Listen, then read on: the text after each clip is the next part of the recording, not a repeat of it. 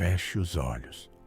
Você está de pé sobre uma colina de pedra que estala sob o calor. O vento que passa não refresca, ele arranha. Traz poeira, gosto de cal na boca, um cheiro seco de terra aberta há muito tempo. À sua frente, a paisagem parece hostil demais para sustentar qualquer cidade. Colinas nuas, leitos de riachos vazios, sol duro sobre muralhas e obstáculos. E ainda assim, as pessoas vivem aqui. Soldados vigiam aqui, animais bebem aqui, fornos acendam aqui, crianças acordam aqui. Em algum lugar sob seus pés, escondido na escuridão da rocha, existe água. E é exatamente isso que quase ninguém mostra. Quando a maioria das pessoas pensa no reino de Salomão, imagina ouro, cedro, tronos, sabedoria, o brilho do templo. Mas tente ficar nesta cena por mais alguns segundos e você sente o verdadeiro problema.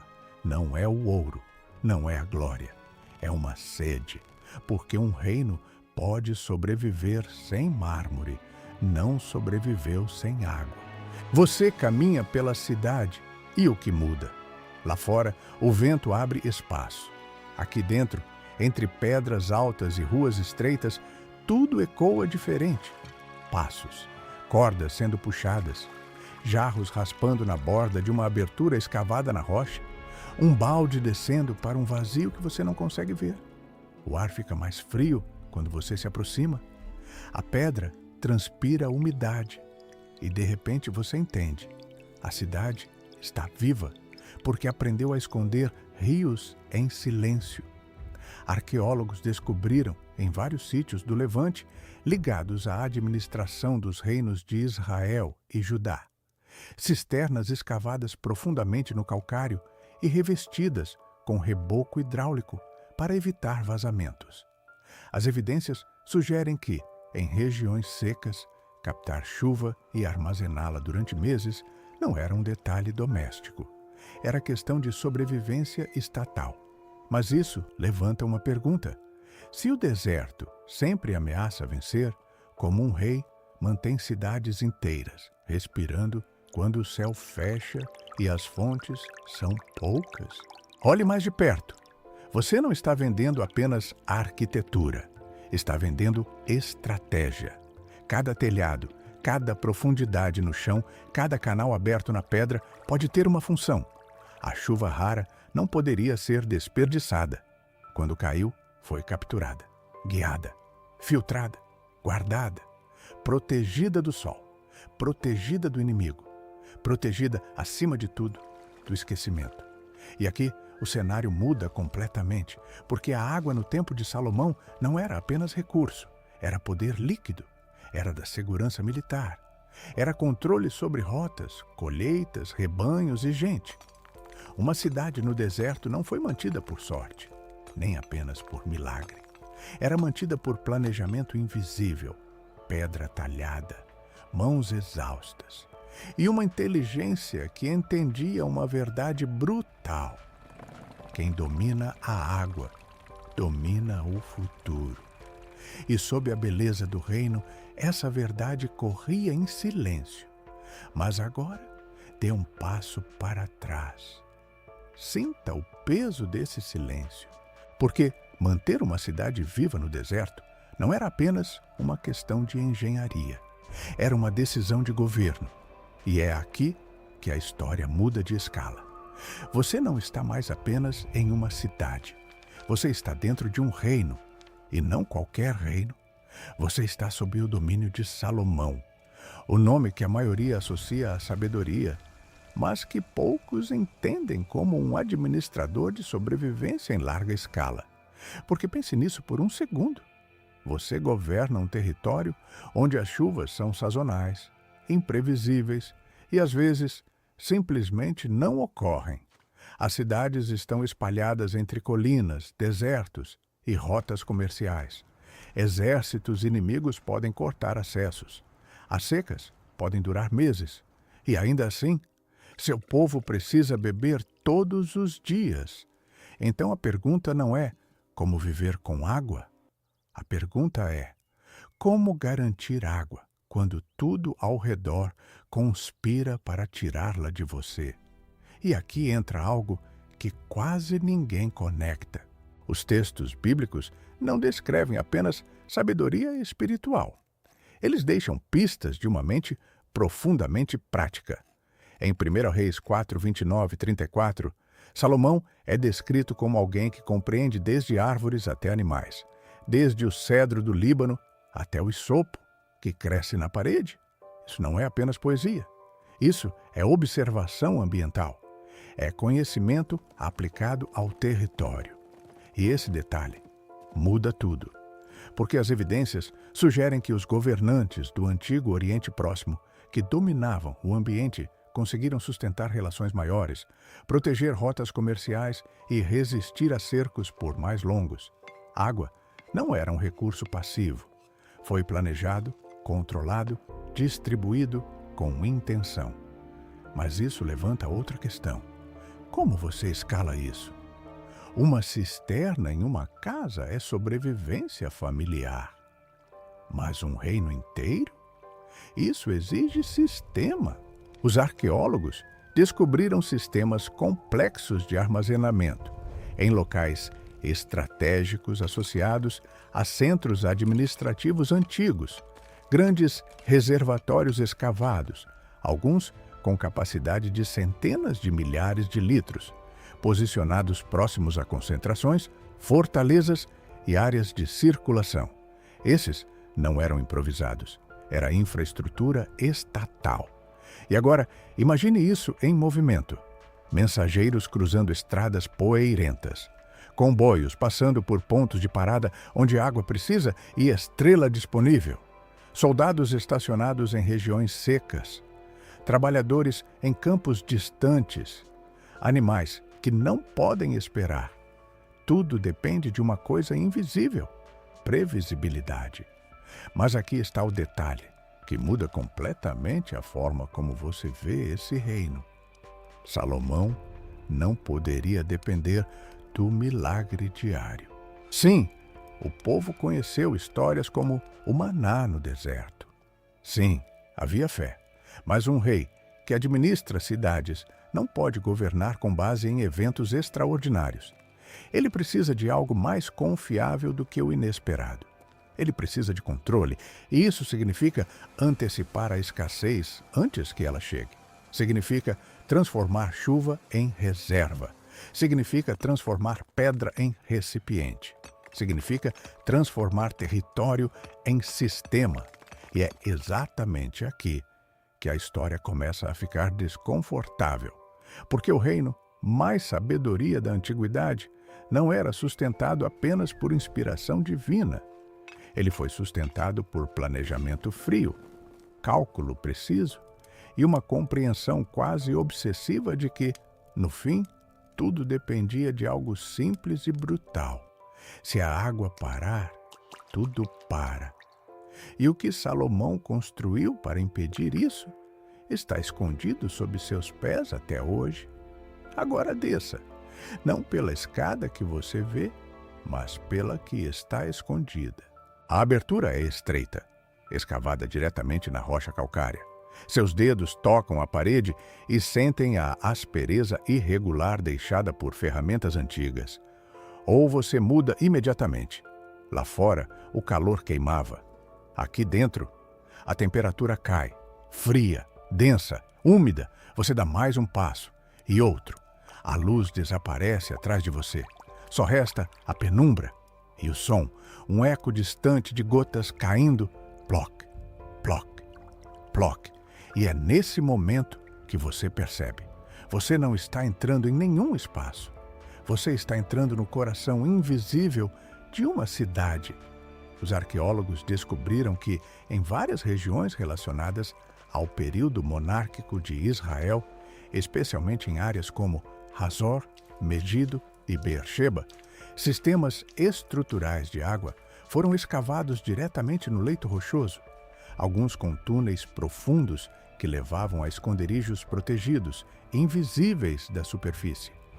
As evidências sugerem que esses sistemas eram específicos não apenas para armazenamento, mas para a sobrevivência durante cercos. Mas isso é apenas a superfície do que está acontecendo aqui. Continue descendo. O chão fica levemente úmido, escorregadio. Suas mãos agora encontram marcas mais regulares na pedra. Cortes repetidos, ritmados. Cada linha é um golpe antigo. Cada golpe, uma decisão de continuar. E então, o espaço se abre. Um vazio gigante sob seus pés. Uma cisterna, escavado em formato de sino, alargando-se conforme desce, projetado para armazenar o máximo possível com o mínimo de evaporação. As paredes não são apenas pedra bruta, elas foram revestidas. Evidências arqueológicas mostram o uso de um tipo de reboco hidráulico, uma mistura de cal, cinza e fragmentos cerâmicos, que tornava a superfície impermeável. Sem isso, a água simplesmente desaparece na rocha. Mas alguém pensou nisso. Alguém calculou isso. Alguém projetou isso para durar meses, talvez estações inteiras. E aqui vem o detalhe que muda tudo. Essa água não veio de um rio, não veio de uma fonte constante. Ela veio do céu. Olhe para cima, mesmo sem ver o topo. Cada gota que você escuta começou sua jornada em um momento raro. Uma chuva breve, violenta, rápido, é absolutamente precioso. E quando ela caiu, não foi desperdiçada. Telhados inclinados conduziam a água.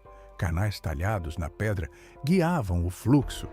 Pequenos sistemas de filtragem, bacias de sedimentação, permitem que sujeira e detritos se depositem antes que a água entre no reservatório principal. Nada foi aleatório. Tudo era direcionado. Mas isso levanta uma pergunta inquietante. Quanto erro esse sistema pode tolerar? Porque se a direção estava errada, a água não chegava. Se o reboco falhasse, a água vazava. Se o reservatório fosse pequeno demais, a cidade secava antes da próxima chuva. Isso significa que você não está olhando apenas para uma construção. Você está olhando para precisão. E essa precisão não era visível para quem vivia acima. Eles apenas puxaram a corda, baixavam o balde. Eu confiava que teria água. Mas aqui embaixo, alguém garantiu isso com pedra, suor e tempo. E há algo ainda mais profundo em apostar. Esses sistemas não eram isolados. As evidências sugerem que várias cidades estratégicas possuíam estruturas semelhantes, adaptadas ao terreno local. Algumas com túneis direcionados conectando fontes externas, outras completamente dependentes de captação de chuva. Isso indica planejamento regional, não apenas soluções locais. Mas espere, porque isso levanta outra questão ainda mais poderosa. Quem estava coordenando tudo isso? Porque cisternas domésticas explicam a sobrevivência, mas redes de armazenamento, pontos estratégicos, padronização de técnicas, isso aponta para algo maior, muito maior. E o que você está prestes a perceber muda completamente a forma como você vê o reino de Salomão. Mas é aqui que a imagem tradicional começa a rachar. Porque talvez você tenha crescido imaginando o reino de Salomão como um lugar tão abençoado que a água simplesmente existia, como se a prosperidade brotasse naturalmente do chão, como se poços estivessem sempre cheios, fontes sempre correndo, e a vitória tornasse a engenharia quase desnecessária. Só que não era assim? E essa é uma revelação que quase ninguém mostra. O esplendor de Salomão não eliminou a fragilidade do ambiente. Ele a expunha. Quanto maior o reino, maior a dependência de sistemas invisíveis. Quanto mais cidades, mais animais, mais soldados, mais rotas comerciais, mais o problema da água deixava de ser doméstico e se tornava político. O brilho do nosso palácio escondia uma verdade muito menos romântica. Sem reservatórios cheios, o reino inteiro podia entrar em colapso em silêncio. Olhe mais de perto. A sabedoria de Salomão não aparece apenas em Provérbios. Ela aparece quando pedra vira armazenamento, quando chuva vira estratégia, quando uma cidade aprende a sobreviver meses consumindo o que caiu em poucos dias. Evidências arqueológicas mostram que grandes cisternas escavadas em rocha, com degraus de acesso e cobertura impermeável, são planejadas com planejamento antecipado, manutenção constante e mão de obra organizada. Isso não é cenário de conto sagrado. Isso é gestão de risco. E aqui está o que muda tudo. A água não foi distribuída apenas para matar a sede. Ela era administrada para sustentar o poder. Uma cidade com acesso estável à água poderia resistir. Uma fortaleza abastecida pode segurar fronteiras. Um centro administrativo com reservatórios poderia manter tropas, caravanas, impostos, produção e culto funcionando. Mas uma cidade seca, essa se tornou muito vulnerável antes da espada inimiga aparecer no horizonte. Mas isso não é tudo, porque no instante em que você entende isso, Salomão deixa de parecer apenas o rei da glória e começa a aparecer o rei da antecipação. Um governante que sabia que o deserto não precisa invadir com violência. Às vezes, ele vence aos poucos. Primeiro, os reservatórios baixam. Depois, os jarros demoraram mais a encher. Depois, dos animais enfraqueceram. Depois, o medo começa. E é por isso que a imagem real é tão mais intensa que a versão idealizada. O reino não florescia apesar do deserto, como se o ignorasse. Ele florescia porque lutava contra ele todos os dias. Sob cada cidade erguida em pedra havia uma ansiedade escondida. Sob cada muralha, uma pergunta sem glamour: há água suficiente? E talvez a grandeza de Salomão não tenha sido apenas em construir acima do solo, mas em entender que a sobrevivência do reino depende do que ninguém via. Agora suba de volta à superfície. Saia da cisterna. Volte para a luz dura, para o portão, para a rua, para os ombros curvados carregando jarros. Porque armazenar água era apenas metade do milagre humano. A outra metade era fazer essa água chegar onde a vida realmente acontecia. E é aqui que o reino de Salomão revela sua lógica mais fria. A água não circulou de forma consultada. Ela segue prioridades. Primeiro, os pontos que mantêm a cidade de pé: fortalezas, extensões, áreas de guarda, zonas administrativas. Depois, os espaços de estabilidade cotidiana: pátios, depósitos, escritórios, áreas de preparo de alimentos, animais de carga. Em tempos de tensão, as evidências sugerem que a distribuição provavelmente será ainda mais controlada. Nem toda a sede tinha o mesmo peso político. Nem todo jarro tinha o mesmo destino. Imagine uma cena. O sol ainda não chegou ao auge, mas a fila já se formou. Cordas esticadas, cerâmica batendo uma na outra. Um guarda observa. Uma mulher equilibra o peso no quadril. Um rapaz espera sua vez com 2 recipientes menores. Mais atrás, os animais resfolegam impacientes.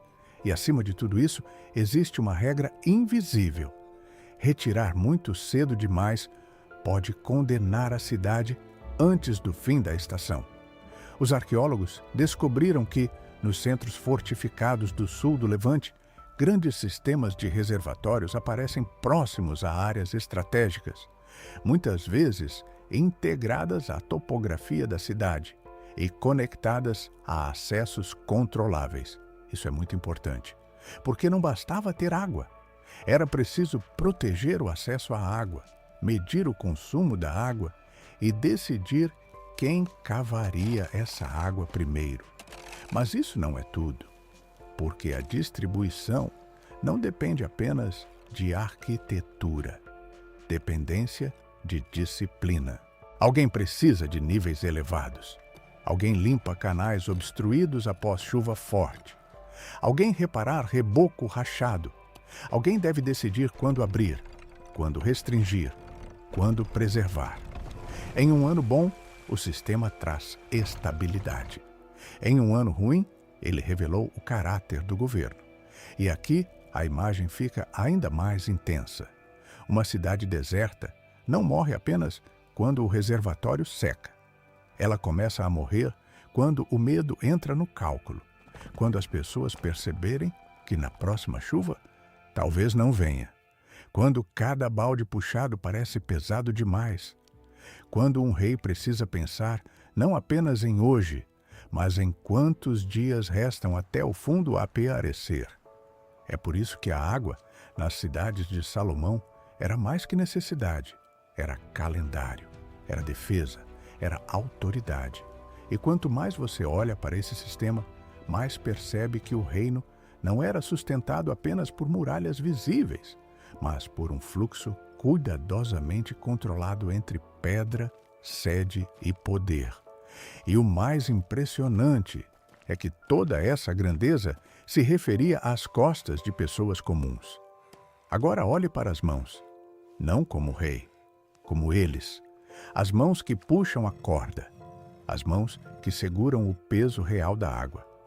Você está de pé ao lado de uma cisterna aberta, e o som que domina o espaço não é grandioso, é repetitivo. Corda rangendo contra a pedra, cerâmica raspando na borda, respiração curta. Um esforço constante que não aparece em nenhuma história gloriosa. E ainda assim, tudo depende disso. A mulher à sua frente inclina o corpo para trás, usando o próprio peso como contrapeso, enquanto a balde sobe lentamente da escuridão. Seus braços tremem levemente. Não de fraqueza, de reprodução. Ela já fez isso hoje, vai fazer de novo amanhã. E depois? E depois?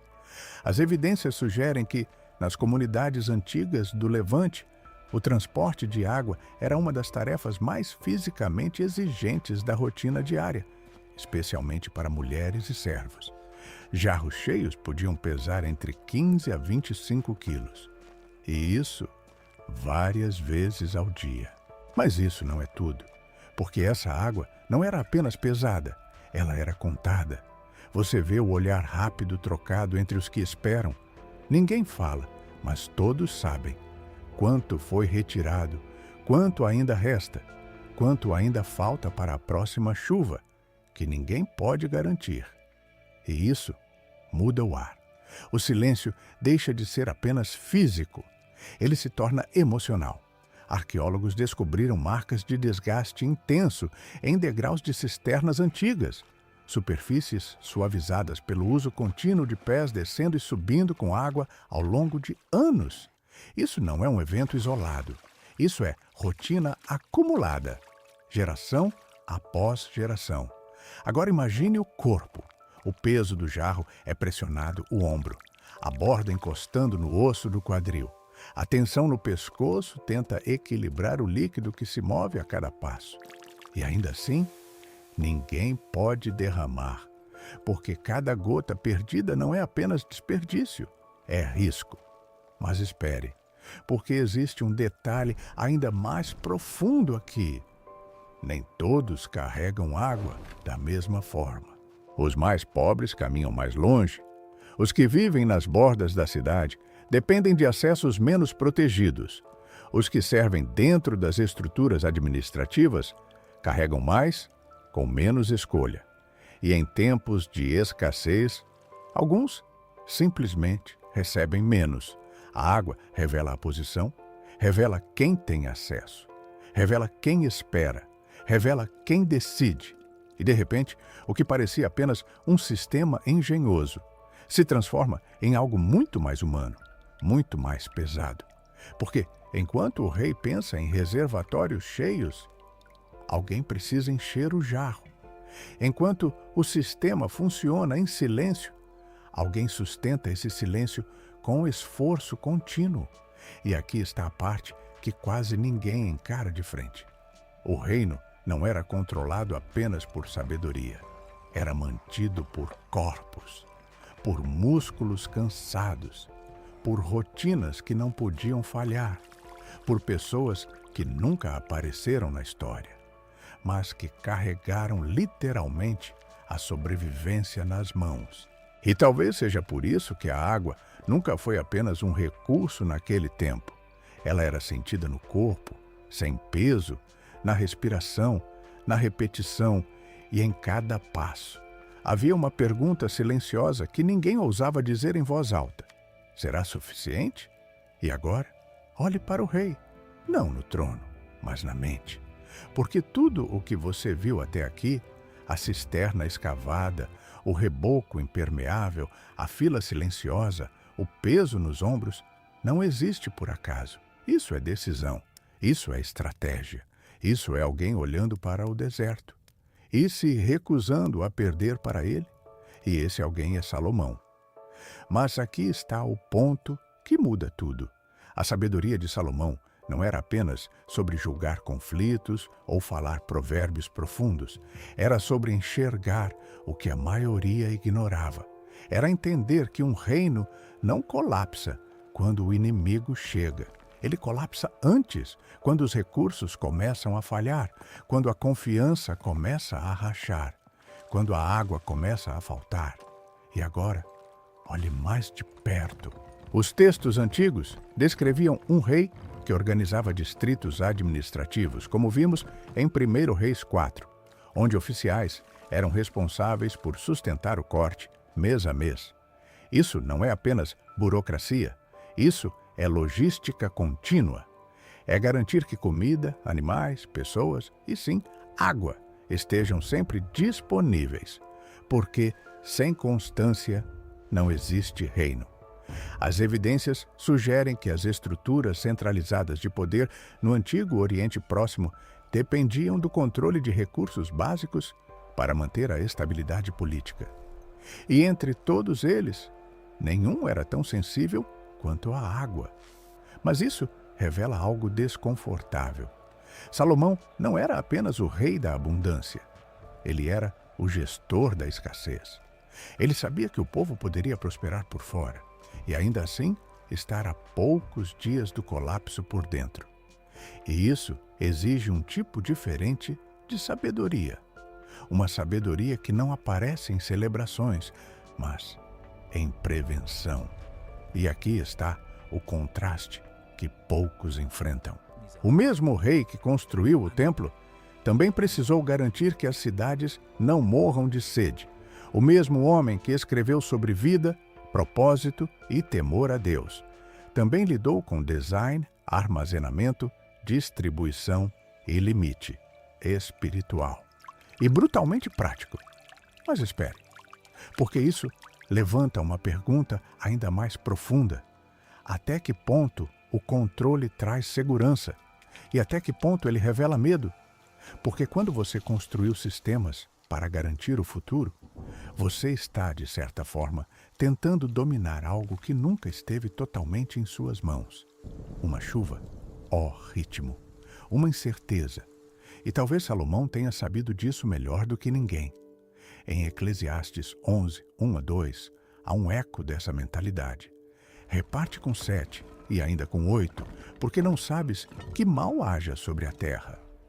Isso não é apenas conselho espiritual. Isso é de risco.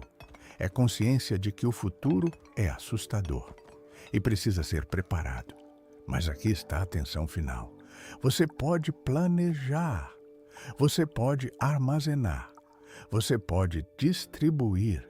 Mas você nunca pode garantir completamente. E isso transforma toda a grandeza de Salomão em algo mais humano e mais frágil do que parece.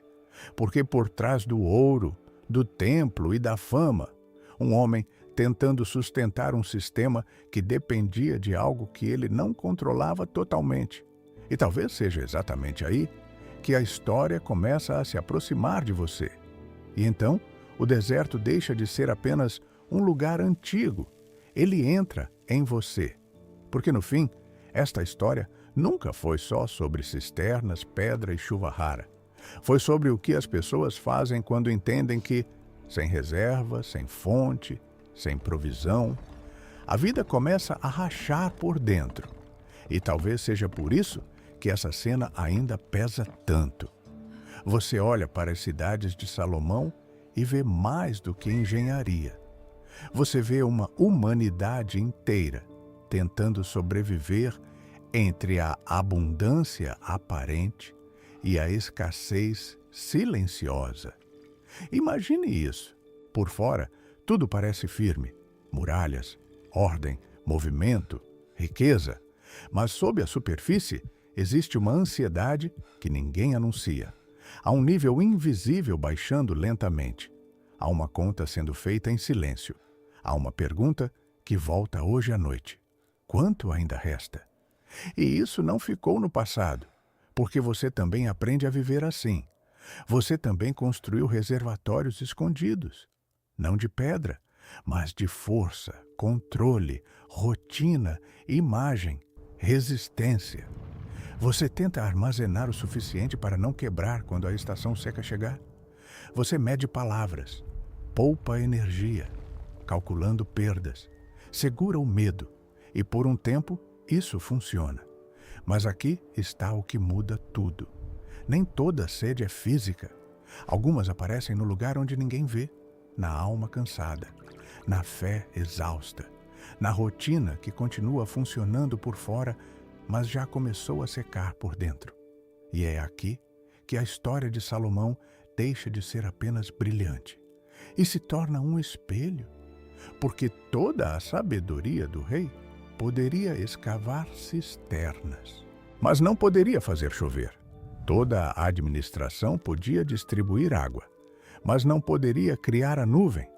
Toda a grandeza pode atrasar o colapso, mas não poderia substituir a fonte. E talvez essa seja a verdade mais profunda de todas. Você pode construir muito, prever muito, organizar muito, mas ainda continua dependente de coisas que não controla. É aí que a soba se quebra. É aí que o coração finalmente entende. Sua vida não é sustentada apenas pelo que você consegue armazenar. Ela é sustentada, no nível mais profundo, por aquilo que Deus ainda faz descer. Então, quando você pensar em Salomão outra vez, não veja apenas ouro, glória e templo. Veja a sede. Veja a pedra aberta.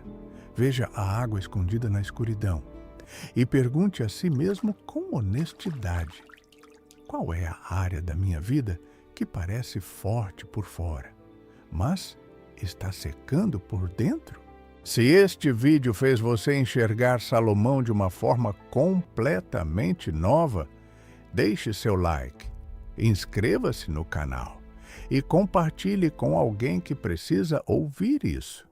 E me diga nos comentários: hoje, onde está a sua sede mais silenciosa?